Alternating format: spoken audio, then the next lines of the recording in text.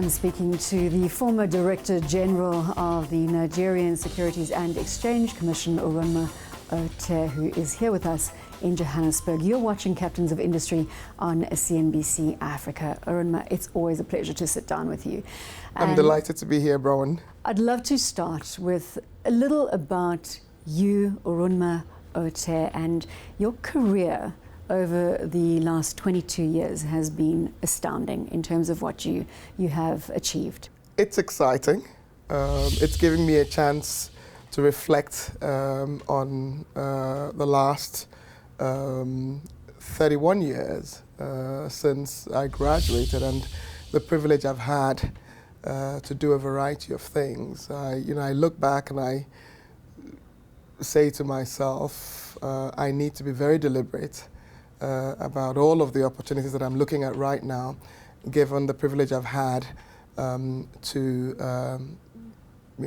have a very successful global career, to serve Nigeria at a point where it was very important for it to leverage the capital markets to address the challenges of the global financial crisis and some of its own challenges. And when I look back to... You mentioned the global financial crisis. Yes. You came in as the regulator at possibly the most difficult time, given the global context. It must have been a very challenging period for you.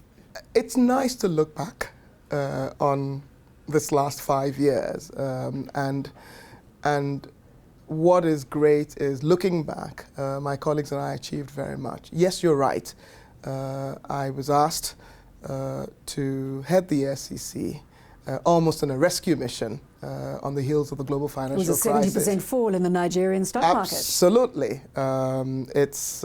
People, and we'd never had that in Nigeria. From March of 2008 to February of 2009, the Nigerian stock market declined by 70%. Nigeria had never experienced that. But also, people just thought that the stock market or the capital markets was just banking stock, because all of that, a lot of uninformed investors invested on the basis of representations that they could just make money.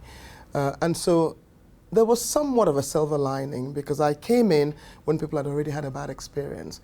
And so explaining the importance of having a world-class capital market was much easier, because by then they'd seen what it was if things weren't being done right.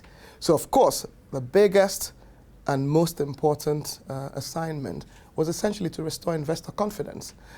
And we started a big agenda reform program. One of them was that it had to have a hallmark of market integrity. And therefore, we at SEC would not accept wrongdoing. And that was very critical to restoring investor confidence. You were known as the Iron Lady because of your firm decision-making skills. I think that when issues of money are what you're looking at, people are looking at their pocketbooks and they see what happened. Some of them sold their houses so that they could invest in the market. And so they understand when a regulator says, we will not accept wrongdoing. And when you look forward, and when you now, 5 years on, we have a stock market whose market capitalization almost tripled. We have a stock market that has more diversity in the offerings. We have other product offerings. We've got exchange-traded funds. We've got a non-sovereign bond market that literally had disappeared, which exists today. And you've been credited with much of that progress. Well, that's the reality. I'm honored. I'm also excited that we have prestigious issuers like the African Development Bank and the IFC, the private sector arm of the World Bank, that are AAA rated, that have today issued in the Nigerian market. We have other platforms, which is an example for other countries. We have an OTC market for the bond market, which will build greater liquidity. We have an unlisted securities market, which is an example to countries around the world. We have a Sukuk bond market that is also one that's growing. We've got investors who now understand that there are alternatives to investing directly in the stock market. Many of them are benefiting from mutual funds. So our mutual fund industry has grown by 200% since 2010.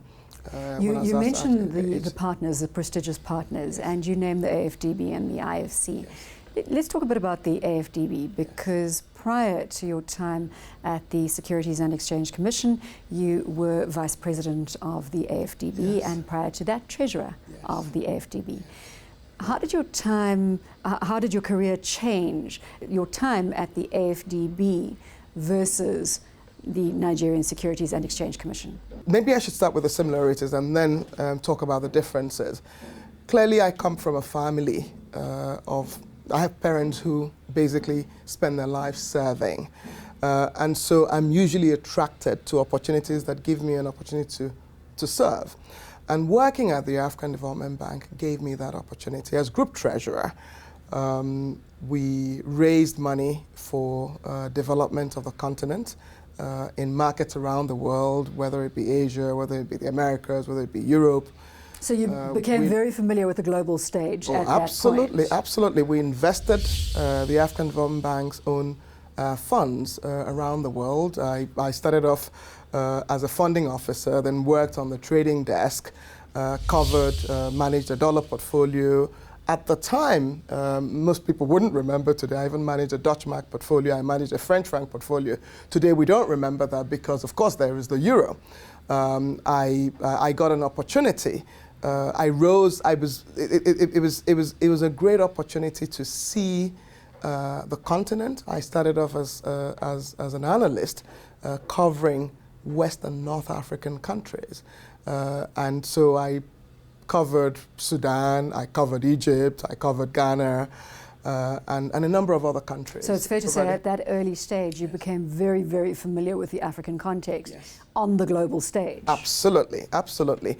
Both that as well as understanding what I would consider high finance. And so the opportunity to work on very, very intricate solutions in finance that today are commonplace. You did ask what is the comparison to Nigeria. I moved back home to Nigeria after 22 years. And what is different was a much more, each one had breadth in terms of focus, the other had depth in terms of focus. I had an intricate opportunity to see how a country functions. Essentially, as the head of SEC, I was privileged to serve on the National Economic Management team. So I had access to the way that the central bank conducted business, the way that the Ministry of Finance conducted business, and essentially had to coordinate with those other agencies and several other agencies. I was also on the board of the pension regulator, and I'm very proud of the second generation of reforms that we now have in Nigeria. We've got a pension sector that is an example also to emulate, and that relationship with the capital markets was something that's significant. So that's why I'm also saying that, yes, there are different opportunities, but essentially it's obviously a breadth of experience in the capital markets area, one that gives me access to all of the regions of the world. And perhaps also highlights your passion around capital markets, yes, and what capital markets can do for emerging economies. Yes, yes. You've spoken widely about this theme. Yes. What is at the center, do you believe, of the capital market opportunity? My view is that capital markets transform the world, and not just for emerging markets, but also for developed markets. Capital markets do not just give you an opportunity to raise medium to long-term finance. They basically allow businesses to grow. The Facebooks of the world, the Googles of the world, we would probably never know, and they would not have grown in the way that they've grown without the opportunity to list on an exchange. And this is in a developed market. So raising money, providing medium to long-term capital, but also it's a meritocracy. The best companies are the ones that get access. Corporate governance, because everyone is watching. But one of the things that I feel that not as many people focus on is that in society today, we're looking for ways to broaden economic participation. We want the world to be more inclusive. What capital markets do, they enable achieve that you create inclusion. wealth, enables you redistribute wealth. And I even would venture to say that as we're in a world where everyone's worrying about security issues, we can tackle those security issues if people feel that they can create wealth, and if people feel that wealth can be equally distributed. So the capital markets are fundamental to transforming society.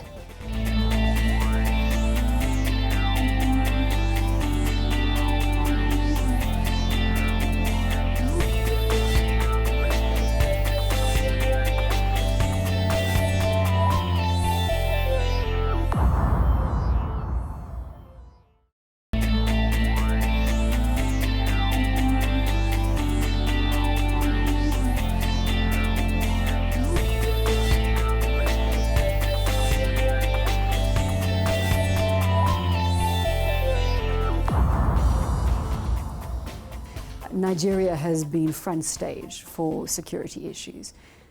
What is the reality on the ground? Is there a huge gap between perception and reality when it comes to what the media is representing as being the true Nigeria? Traditionally, as you would agree with me, the issues of security, terrorism are really issues that have been a big challenge around the world to tackle. And it's something that we need to tackle as a global issue. And we've seen success in Nigeria today because of the work that the Nigerian military is doing, but also because of the support that Nigeria is getting from around the world. So my perspective is that it needs to be tackled as an urgent issue, but we also need to look at some of the more difficult long-term reasons why we're having security challenges around the world. And it's the inequities in the world. And that's why I keep focusing on the fact that we need to have a much more inclusive society. We need to make sure that educational outcomes, that people can get educated easily, people can eat 3 square meals a day, and so that young people don't get recruited into things that many of us would find difficult to understand why people get recruited into that. So it is a difficult issue. It's hard when there's a security challenge for there not to be perception problems, but I hope that the perception problems are changing because Nigeria is today decisively tackling some of those issues, but it does need global partnerships to be successful at it. We are facing the expiry of the Millennium Development Goals, and we are hopefully going to move into the Sustainable Development Goal era or arena. Is that achievable? Because we're going to have to come up with very innovative financing solutions to create that sustainability. Well, first, I think we must congratulate the world for where we are today, 15 years on since the Millennium Development Goals, since we came up with them. But I also believe that the process of coming up with the Sustainable Development Goals has been a very good one, because the world started thinking about this in 2012. Yet the MDGs, the Millennium Development Goals, will expire at the end of this year. I also, having looked at the goals, believe that they focus on the issues that we must address, which is we must end extreme poverty. We must provide easy access to education. We must provide easy access to health facilities, justice for all, climate change issues, infrastructure. There's a greater focus on power, there's a greater focus on the environment. And so what I see is that the idea is that these goals will be much more action-oriented, will focus on getting further ahead than where we are today.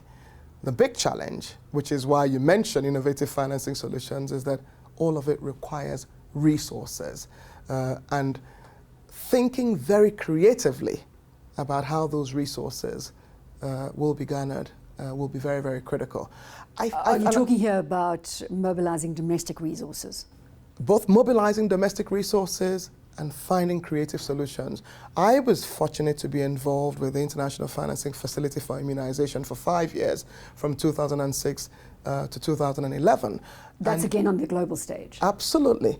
And that that example of leveraging the capital markets to address immunization challenges in the poorest countries in the world, essentially bringing the capital markets to solving immunization problems, can be replicated to address our infrastructure challenges, the water issues that the Sustainable Development Goals will achieve. But also, what will be sustainable is if in each country we can mobilize domestic resources. And therefore, I feel particularly passionate about it because of my experience in the last 5 years, really transforming the Nigerian capital markets such that it becomes a real example of domestic resource mobilization. There's clearly a critical role in that regard, and I think the world recognizes it. When you talk about the world, what is your view of what is happening globally at the moment? We've had different policies from different central banks. So we know that the Fed started with quantitative easing a while ago. That appeared to be having traction, and now we're starting to see patchy data coming through from the States. The ECB has been very late to the party on the quantitative easing agenda. Do you think we're going to be in a better place from a global perspective in 2 years' time than where we've come from? And obviously, given your history with working through the Nigerian system after the global financial crisis. I'm an eternal optimist, so obviously I think we'll be in a better place in 2 years' time. But on a serious note, I do think that there's a better understanding and there's greater collaboration between developing countries and developed countries, that there is a greater understanding of the contagion risks. And so we recognize today that as the US economy evolves, that it's going to affect what's happening around the world to emerging market countries. You will remember that in 2013, when tapering was announced of the quantitative easing, that a number of the emerging markets suffered. It was temporary because people were very anxious that the US, that had not raised interest rates since 2004, was going to start raising interest rates, was going to reduce the amount of bonds that it was buying. All that excess liquidity was basically going to be retracted. Since 2009, literally, they have bought $3.5 trillion worth of bonds. I mean, that is what is estimated that Nigeria needs for 30 years in terms of solving its infrastructure problems. So clearly, the outcome, the challenges of the financial crisis still existed. And I believe that the US took very, very important steps to address them. I thought it was very, very good for emerging market countries, because what we saw was, of course, capital inflows into emerging market countries because yields were low for a very long time in the US. We still have headwinds. You've got Europe that's been struggling for some time. So we had the global financial crisis, then you had Europe struggling for a bit. I do think we're past the difficult stages. They do have a quantitative easing program as well. I believe there's greater traction in resolving the challenges that Greece faces. So there is greater contagion, even for emerging market countries. There's greater coordination amongst world leaders in trying to resolve these issues. I also do think that the recognition that continents like Africa, emerging market countries in general, can provide support for global growth is very, very important. Despite the fact that growth has slowed in countries like China, emerging market and developing countries still provide 70% of the global growth that we'll see this year. So there is a greater recognition that there needs to be much more coordination. There's also a greater recognition that we do need some structural reforms. Infrastructure is critical. Investing in infrastructure has such important outcomes, whether for developing countries or for developed countries, is what I would say. Let's go back to Nigeria. Yes. A groundbreaking election. Yes. The first time we've seen a civilian government handing over power to the next civilian government, and the president congratulating, phoning to congratulate the incoming president. Yes. You must be proud. Absolutely proud. I've always been one who said Nigeria always surprises on the positive. Ebola first was a great example about how Nigeria tackled Ebola and became the example for the world.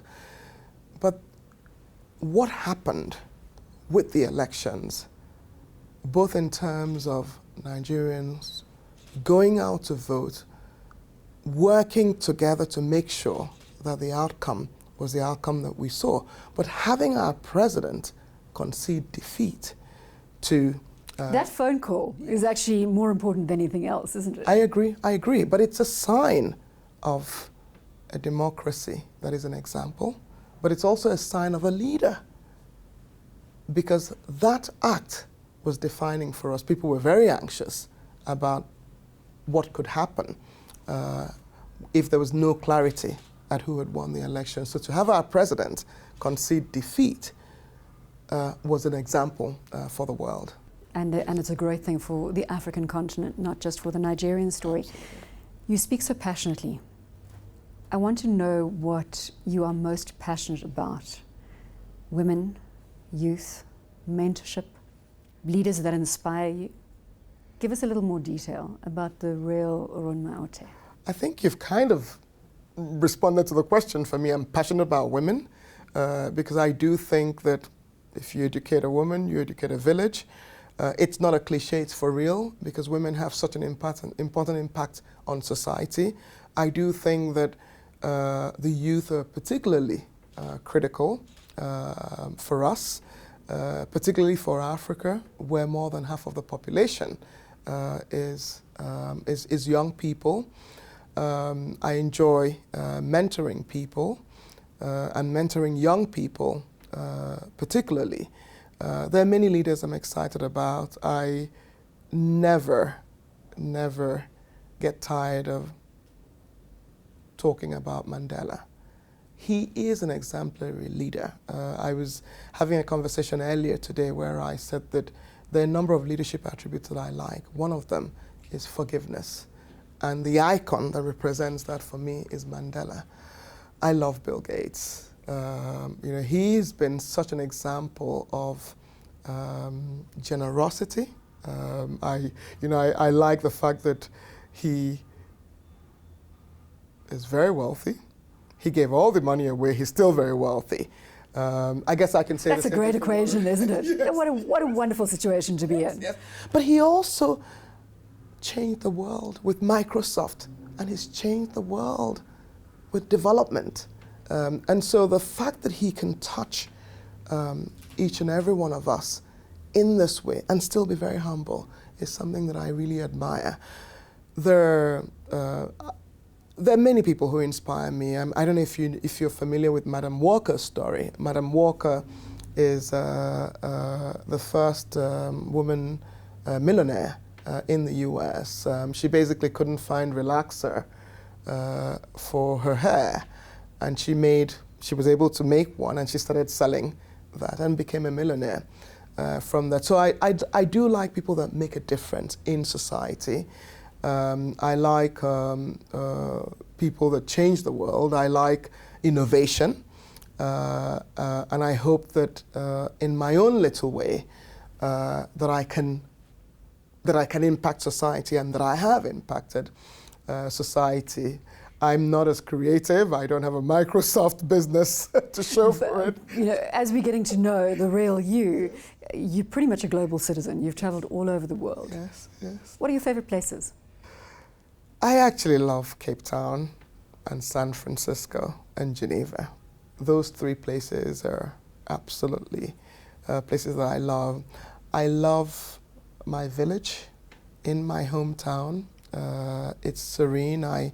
I'm fortunate enough to be able to go home at least once a year. I mean, the quality of the air, the people, it's virgin, it's enjoyable.